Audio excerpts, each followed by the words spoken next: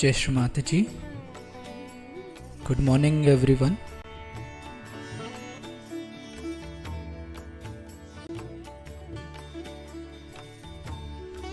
Let us all bow down to Shri Mataji, raise our Mother Kundalini and put Bandhan.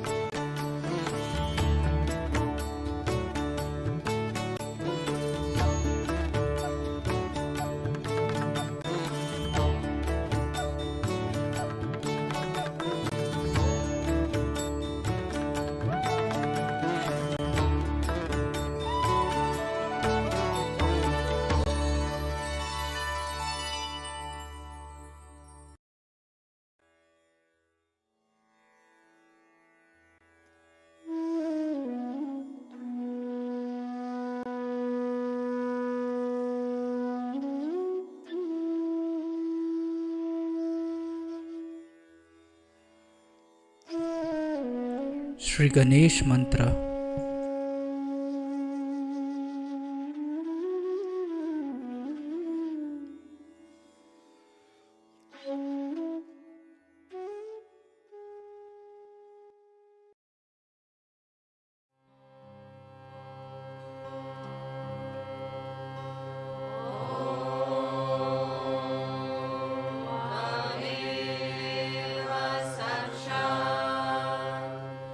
Shri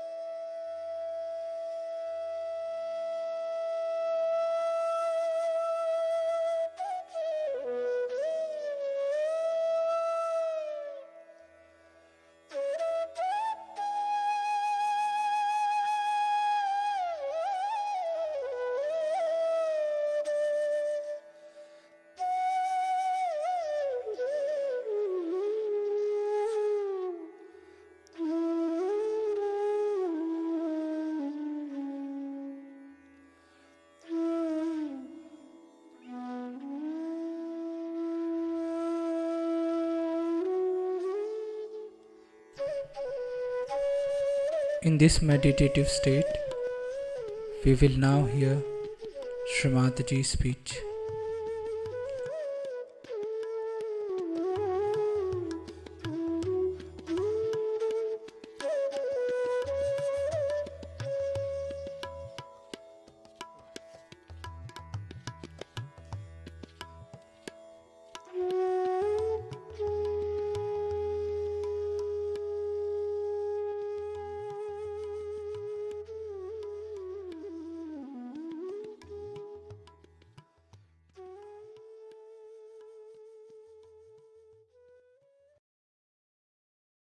I bow to all the seekers of truth. I've been many times in Birmingham before, and today I find there are so many people whom I know very well, and gradually we are all increasing in size, understanding our spirit. Now, the seeking of the spirit is not a new thing. It's a very ancient pursuit of human beings. They have been seeking the spirit. And many a times, many prophets, many great incarnations came on this earth to help the people in their pursuit. The seeking of the spirit is an inner urge, a very compelling urge within ourselves. But we don't know what we have to seek. We don't know what it means to be twice born. I come from India and suddenly I feel I belong to Britain. I become British and I feel the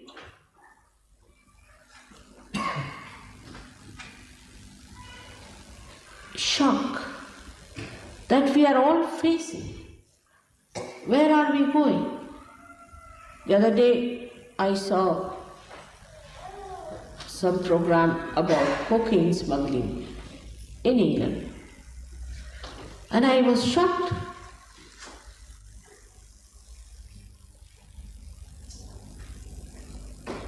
All self-destructive things sometimes can be misunderstood as spirit seeking. One can misunderstand. But they lead us nowhere, is a fact. Then why do we do it?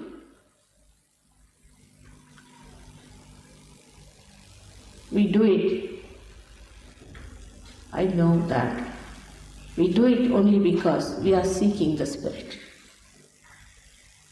It's very misleading. We seek the spirit in wrong things. This urge we think will be fulfilled by wrong things, by doing wrong to ourselves, by harming ourselves, by torturing ourselves. We get bored. Why? Why do we get bored of life? Life should be bubbling with joy. Because we think life is worth nothing, we have to seek. And what do we seek then? It's an amazing thing. How many seekers are born in the West? So many seekers. Even I talk to little children and I'm surprised that there is seeking within them. They are seeking something and they don't understand the mystery of seeking. They don't even understand what they are seeking. But they think there's something wrong, they feel frustrated, angered. And they feel that life has not given them what they wanted. They are bored, stiff. They don't know what to do. So they take to vandalism, some sort of a sensation. They try to destroy others or themselves. So the human mind today is at a different level, we must understand, especially in the West. Of course, East has its own problems, but it has traditional understanding about seeking and it understands what to seek. But in the West, such intense seekers are there and they don't know what to seek, what to achieve, what is spirit. It's a big problem.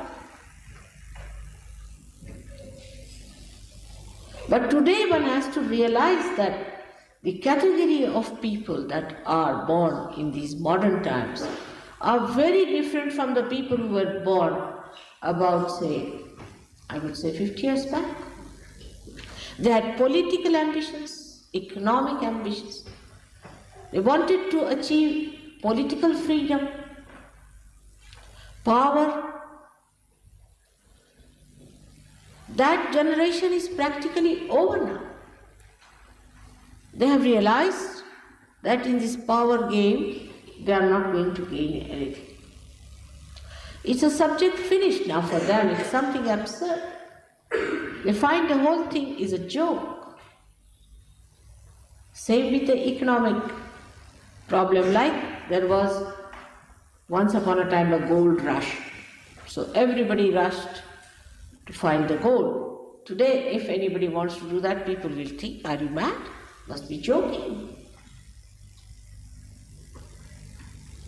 So the category of people today are of a different level. We must be aware of that.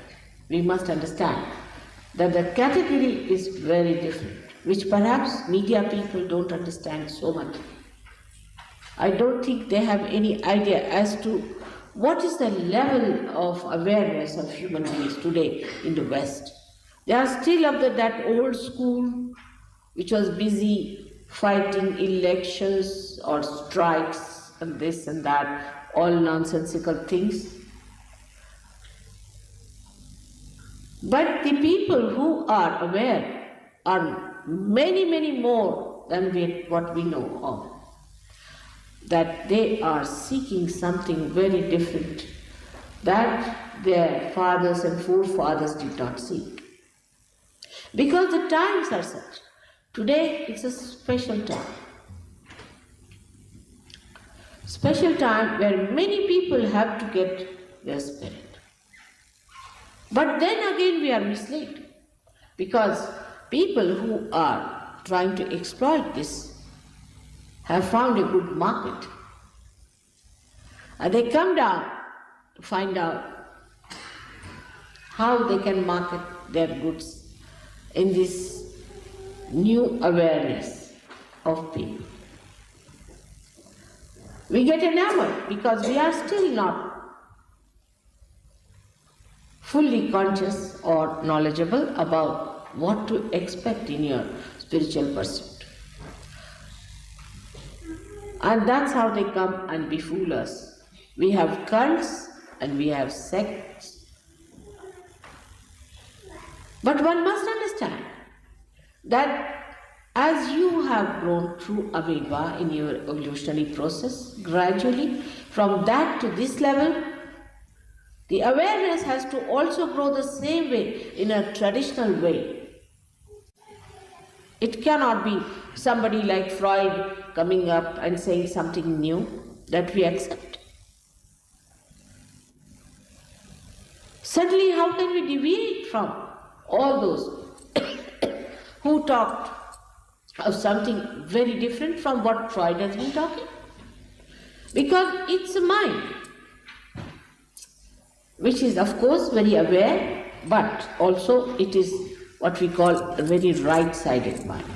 As is described in the Gita, they are called as the people who are Rajasikas, the people who are in action.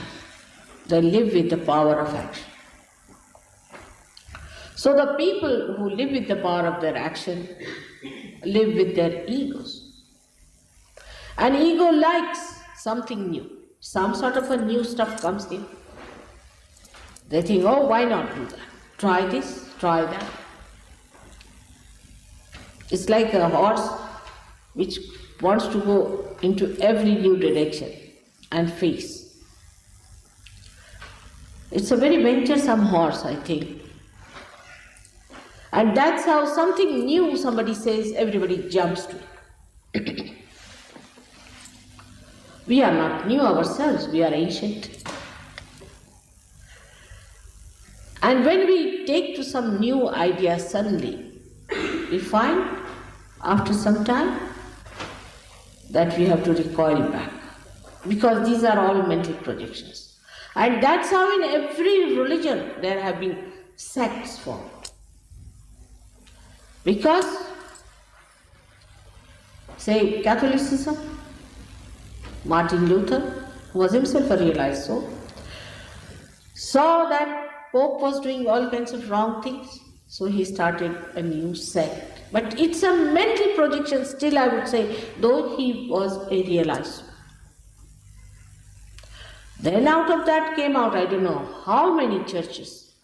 So now we have an unification church, which turned out to be another horrible stuff. Then we have Unity Church, where they unite all these sects. It's all projections, all branches of that mental movement. But the essence is lost.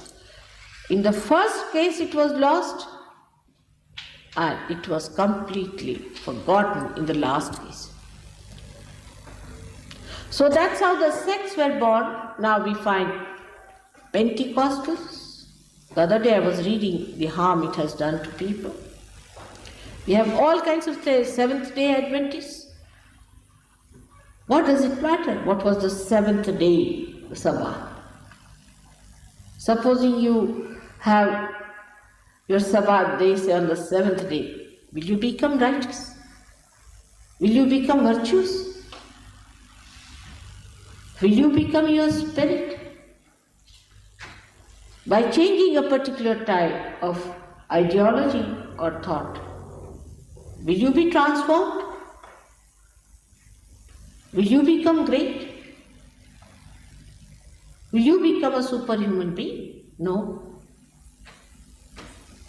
Then what?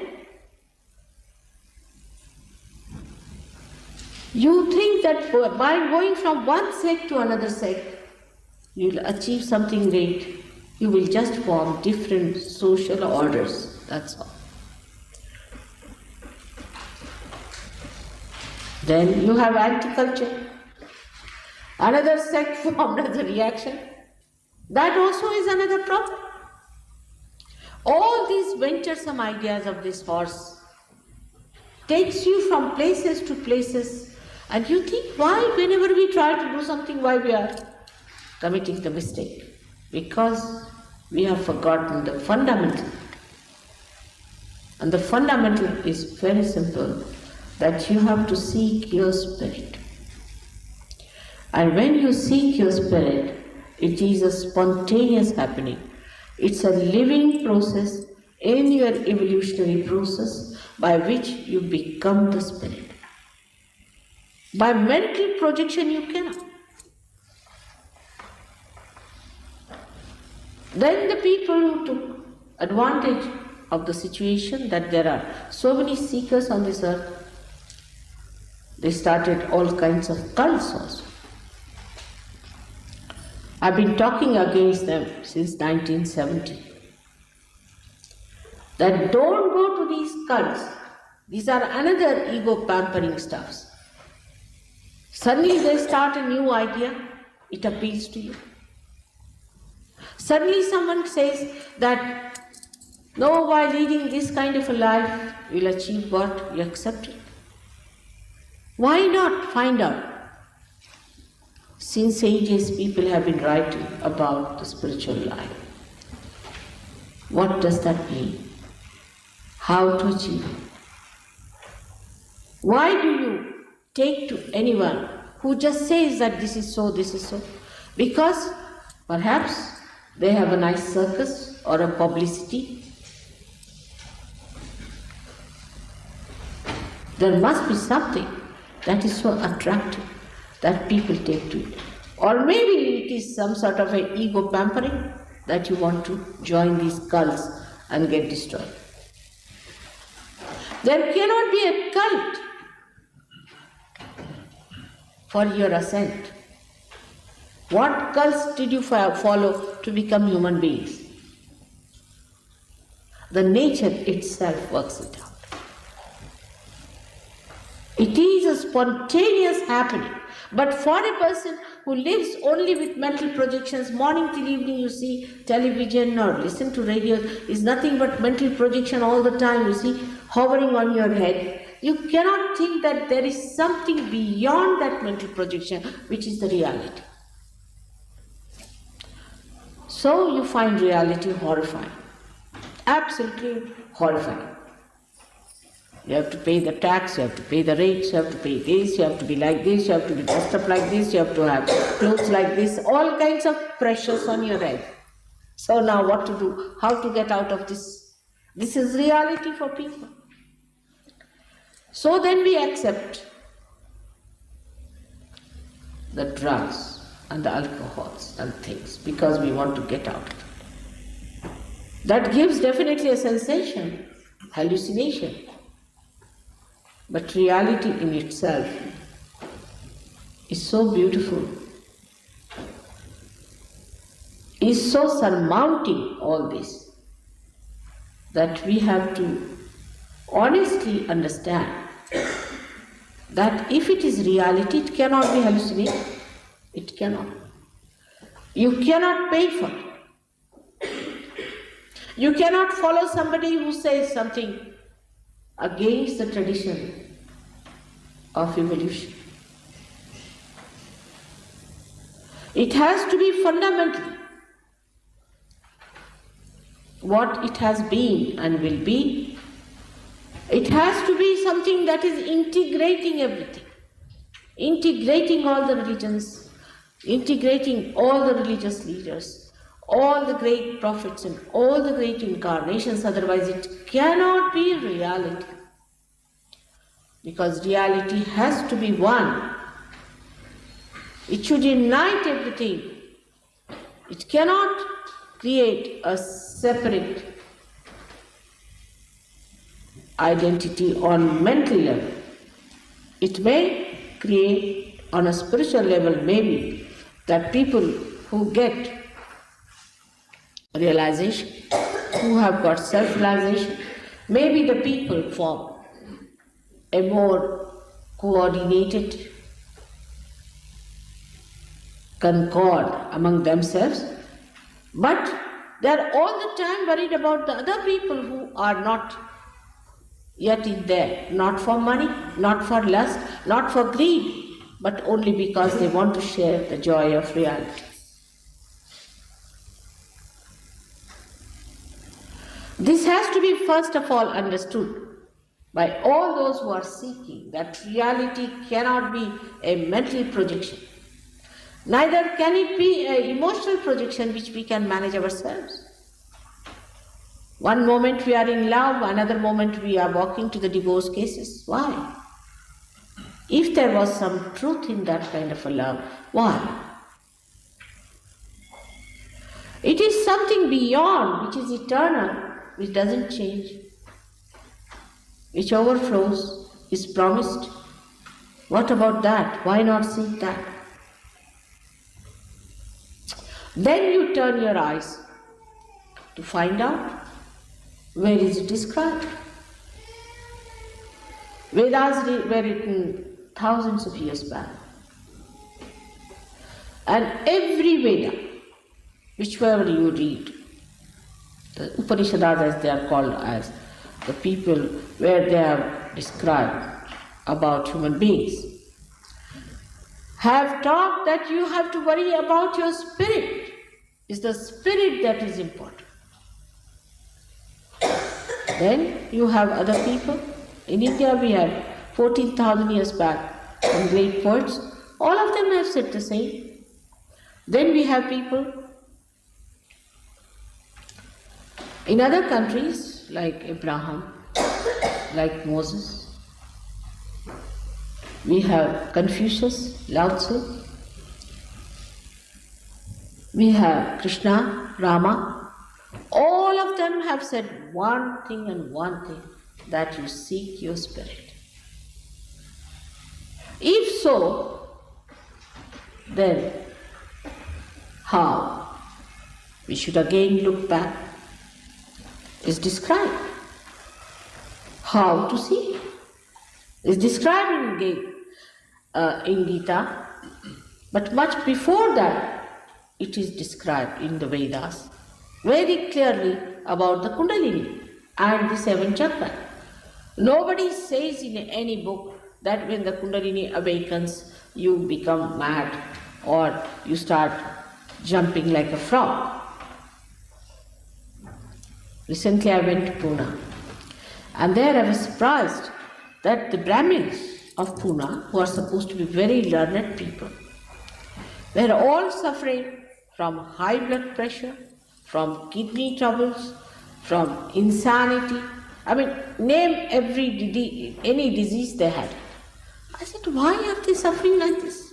So there was one fellow called Gulwani Maharaj, who really came as the killer of all these Brahmins, I think, that they followed him. And their main person came to discuss with me about his religion, so-called. And he started asking me, do you know about Tarunopai, Arunopai? I said, what is that? I've never heard. Where is it described? Oh, you have never heard about it? I said, no. Do you know about Shaktipat? I said, I've never heard about this. From where does it come? Which book? Oh, it's from one book. I said, which book? About 60 years back, there was one Vishnu Swami Vishnu, who wrote this book. I said, really? He's the only one, only 60 years back, this fellow comes up from somewhere, writes down something new, Arunopai, Tarunopai. All the Vedas, all the Shastras are all finished. Bible is finished, everything is finished. Only this fellow 60 years back comes up from somewhere and talks about Shaktipat, and you believe it. All of you, the Brahmins, the educated, the learned. I said, where do you see these words in the Vedas? Show me. Where do you see them? In the Patanjali Yoga Shastra. Show me. Is it written anywhere? He said, we haven't read them. I said, what did you read? This Vishnu Tirtha's book. I said, you are supposed to be learned people in Sanskrit. You read only this Vishnu Tirtha who came only 60 years back? How can it be? And all of them are so sick you won't believe. And in my presence, when they came, they were in a very bad shape, absolutely in a very bad shape, as if they had taken cocaine or something worse than that. Eyes were going up, their hands were moving like this, all kinds of things, and I told them, please forgive me, go to Vishnu Tirtha or to his disciple, this Gulwani Maharaj. And the only thing they did was not to eat this, not to eat that, not to have relationship with your wife, become like a dry bean, live on a shoestring, and then you become godly, is it? It's very simple. In India, so many are like that already. Use your brains. They are very brainy people. I said, how could this man dominate you? So they came out with very intelligent answer that in the Vedas, you see, when we followed the Vedas, and what did we get? All right. I said, you didn't get anything. But there's something promised in the Vedas, in the ancient books, that in Kali Yuga, at these modern times, you will get your realization. Why did you go for that?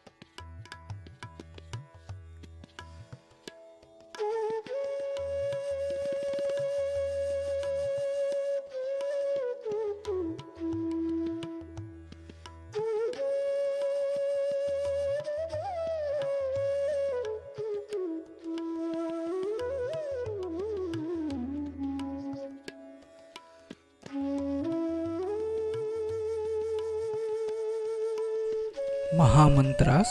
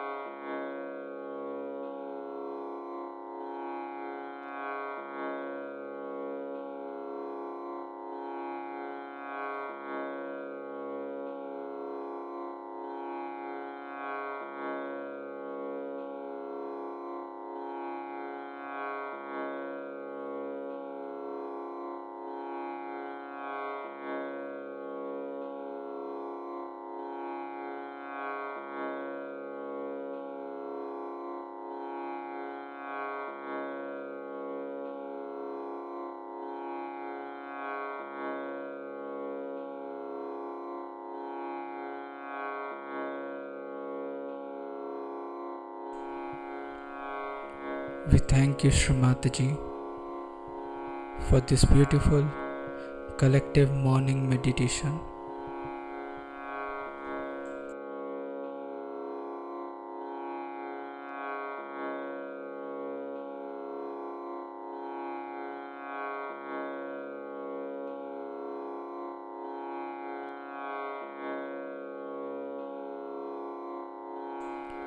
Let us all bow down to Shri Mataji, raise our Mother Kundalini and put Bandhan.